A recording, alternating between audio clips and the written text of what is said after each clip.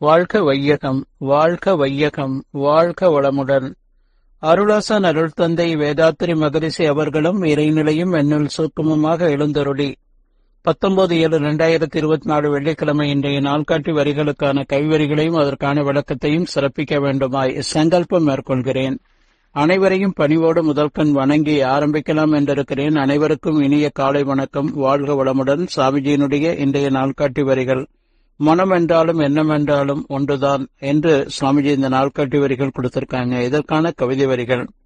மனிதன் என்னும் உருவம் உடல்புறம், அதற்குள் மறைபொருளாய் இயங்குவது உள்ளமாகும். புனித உள்ளம் ஐம்புலன்கள் வழி ஆற்றுங்கால் புறப்பொருளின் தோற்றம் அதன் தன்மையாகி இனிமை கசப்பு இன்ப துன்பமாகி எல்லை கட்டி புறமணமாய் இயங்கும் அந்த மனம் பதிந்த பதிவுகளின் நினைவாய் ஆற்றும் மதி இயக்கம் நடுமணமாம் மூலம் தெய்வம் என்று ஒரு பாடல்ல சொல்லியிருக்காங்க. இன்னொரு பாடல்ல பசு ஒன்றை பார்க்கிறோம், பார்த்த காட்சி கண்ணில் பார்வையில் கொசு அளவில் பதிந்து காட்ட காண்போம். பசு உருவம் மூளையில் அழுத்த புள்ளி வடிவாய் பதிந்து அதன் நிழல் வடிவம் பரவும் அலையலையாய். பசு உருவம் ஜீவகாந்த பரநிலையில் ஆழ்ந்து பரவி இருப்பாகிவிடும் ஜீவகாந்த களத்தில். பசு மற்றும் பதிவு எல்லாம் மன சுழலுக்கு ஏற்ப பருத்து மூளை செல் விரிக்க எண்ணமாக மலரும் என்று சுவாமிஜி நமக்கு இந்த 2 கவிதைகள் கொடுத்திருக்கிறாங்க. பொதுவா மனம் என்பது அந்த ஒரு ஒட்டுமொத்த தொகுப்பு.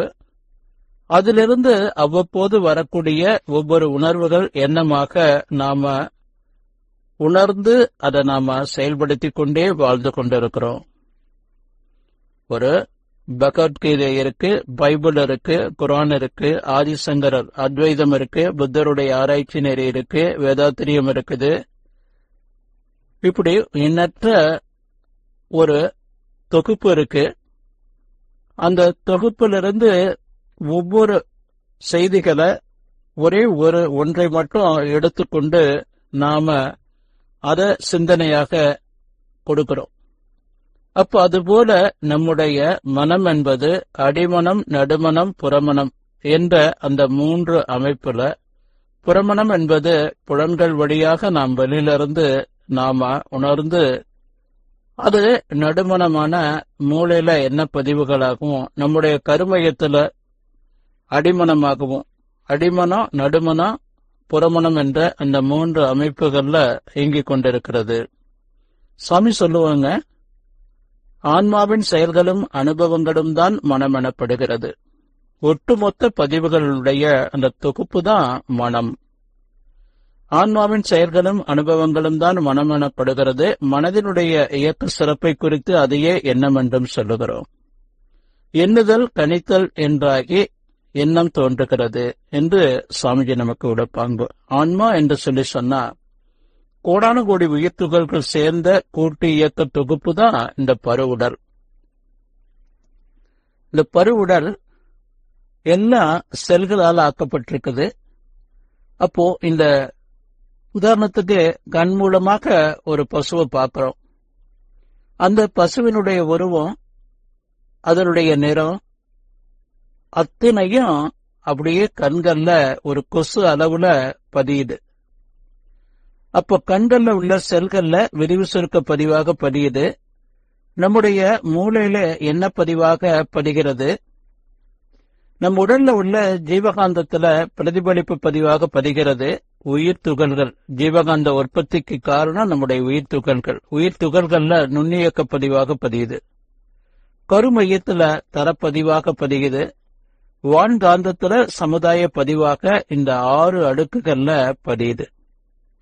இப்போ இதே ஒரு காட்சிய நாம இன்னொரு இடத்துல பார்க்கிறோம் அப்படின்னு சொல்லி சொன்னா, அந்த அடிமனம், நடுமனம், புறமனம் மூலமாக பதிந்த அந்த பதிவுகள் நம்முடைய ஜெனட்டிக்ல பதிந்திருக்கிறது, நம்முடைய மனதுல, மூலாதாரத்துல.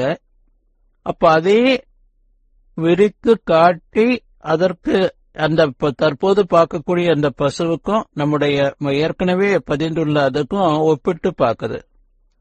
ஒப்பிடுறது மட்டுமல்ல, நாம நினைக்கும் போது கூட அதே அந்த எண்ணவானது அப்படியே பிரதிபலிச்சு அதனுடைய காட்சிகள் எல்லாம் நாம அகக்காட்சியாக பார்க்கிறோம். அப்போ நம்முடைய என்ன தூய்மை என்பது நம்முடைய மனதுல உள்ள தேவையற்ற அந்த களங்கங்களை பூரா நீக்கிட்டோம் அப்படின்னு சொன்னா அந்த கருமையம்தான் இறைநிலையினுடைய தெய்வீக பெட்டகம் என்பதை உணர்ந்து கொள்ள முடியும். ஒட்டுமொத்த மனதுல உள்ள எல்லா தேவையற்ற களங்கங்களையும் நாம நீக்கிக் கொள்ளும் போது நாமே இறைவனாக இருக்கிறோம். நம்முடைய கருமையத்துல ஒட்டுமொத்த இறைநிலையுடைய ஒரு ப்ளூ பிரிண்ட் இருக்கு என்பதை நாம உணர்ந்து கொண்டு நாம நம்முடைய கருமையத்தை தூய்மை செய்து என்ன தூய்மையோடு நாம வாழணுங்க. மனமது செம்மையானால் மந்திரம் ஜெபிக்க வேண்டாம்பாங்க.